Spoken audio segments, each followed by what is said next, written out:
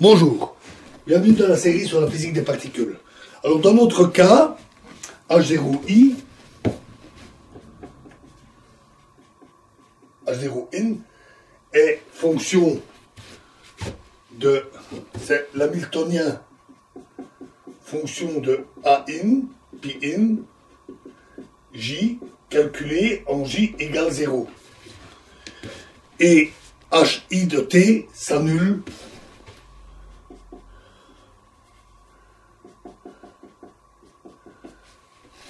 Hi de t s'annule en même temps que le courant J. Donc l'évolution dictée par U est appelée représentation interaction.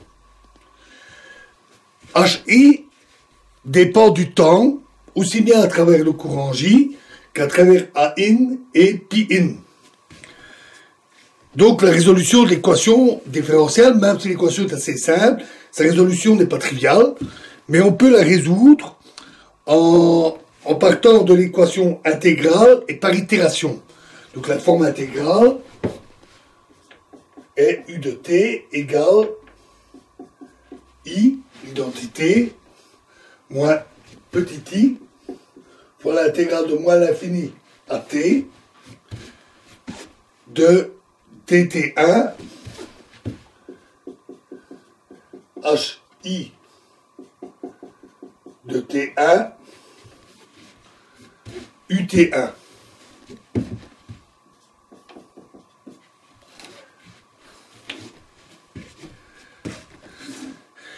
Ici, pour cette forme intégrale, nous avons tenu compte du fait que U de t tend vers l'identité quand t tend vers moins l'infini.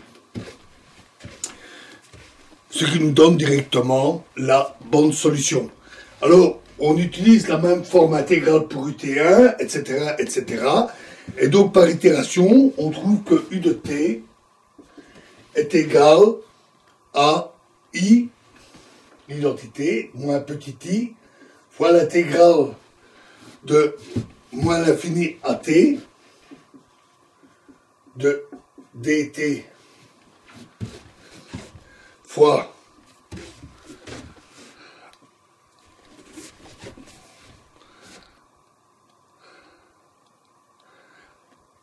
hi de t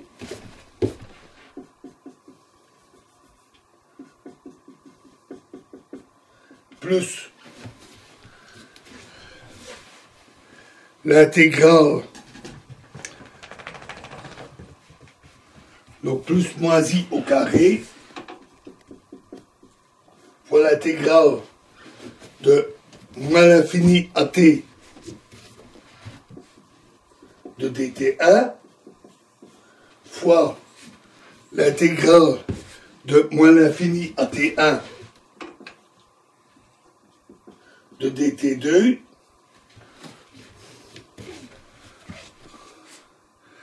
fois hi de t1 fois hi de t2. Ici c'était t1, excusez-moi.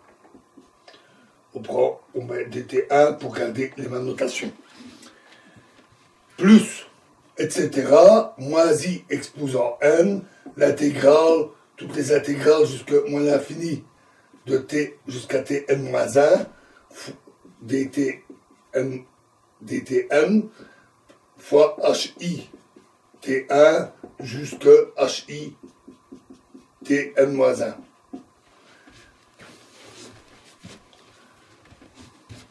Hi tn-1.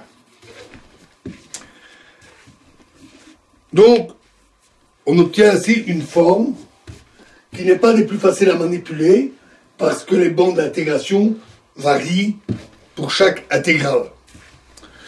L'ordre des opérateurs est important. Il est relié directement à l'ordre temporel des arguments T1, T2, T3, etc. Donc, on est conduit naturellement à utiliser le produit ordonné dans le temps. On généralise le produit T, que nous avons vu, par T de A A1, T1, A étant un opérateur quelconque, jusqu'à NTN, comme la somme sur toutes les permutations de θ TP1 jusqu'à TPN de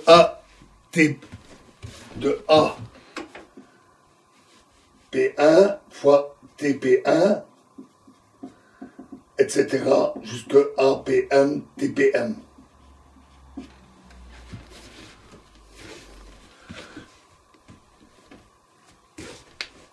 On fait donc la somme sur toutes les permutations et θ impose que TP1 supérieur à TP2 supérieur à etc. TPN. Donc impose l'ordre temporel. On rajoute aussi, pour être général, un epsilon P qui est un signe de permutation dans le cas où on aurait des champs pour des fermions. Dans ce cas, pour un nombre impair de permutation de champs fermioniques, on doit avoir -1. Nous reviendrons sur le cas des fermions plus tard. Le produit T est symétrique et on peut l'utiliser dans notre formulation. U de T est alors égal à somme de 0 à l'infini de moins I exposant N fois l'intégrale de moins l'infini à T dt1, intégrale de moins l'infini à T1 dt2, etc. Et puisque l'on a l'ordre temporel déjà dès le départ, le produit T de HIT1 jusque Tm.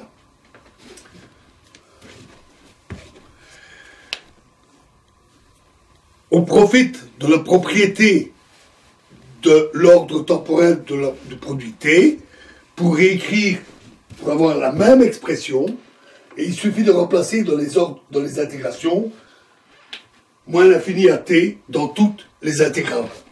Le produit T garantissant toujours d'avoir le bon ordre. Toutefois, ici, on doit le faire en permutant tous les cas, et donc on divise par n factoriel.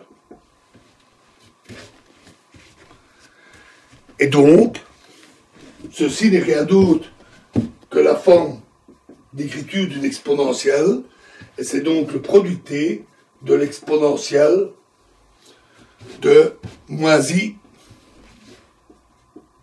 moins l'intégrale de moins l'infini à T, de dt',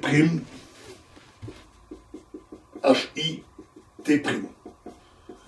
Cette écriture est quelque peu formelle, mais le produit T d'une exponentielle a une propriété importante, qui est facile à démontrer, c'est que si on a T d'une exponentielle de l'intégrale de T1 à T3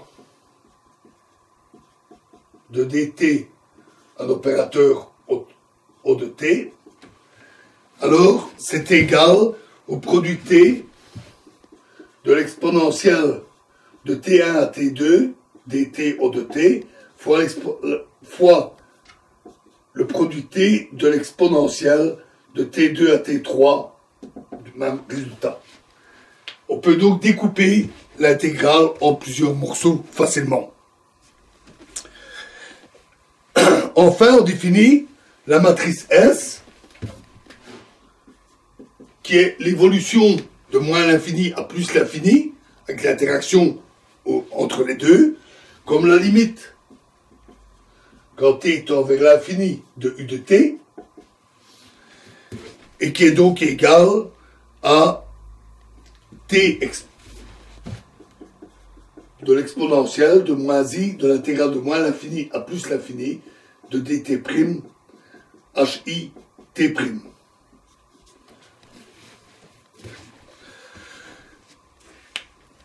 Dans notre cas, pour le champ électromagnétique quantifié avec le courant, l'hamiltonien d'interaction est donné par l'intégrale de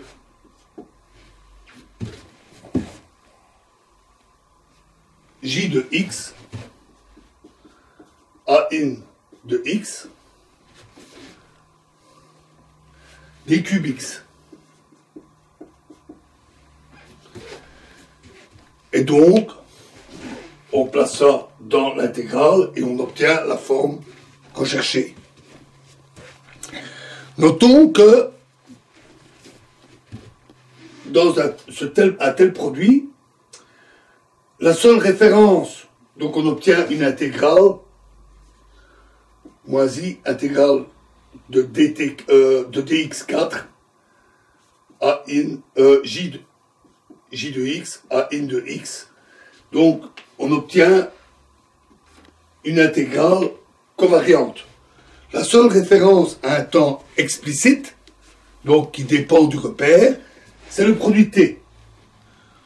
Or, l'expression n'est significative que lorsque les champs peuvent interagir, donc quand on est dans on n'est pas séparé par un intervalle spatial, et dans ce cas-là, l'ordre est conservé.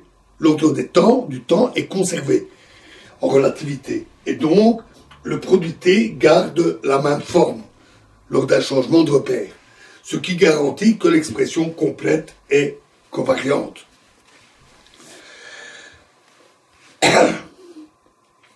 Dans une théorie où il n'y a pas de couplage dérivatif, on a que HI est égal à l'intégrale de d cube x d'une densité hamiltonienne égale moins d cube x de Li, la densité lagrangienne d'interaction.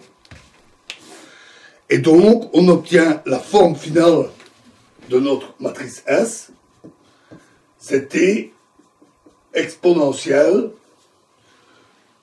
de I intégrale d4x de Li.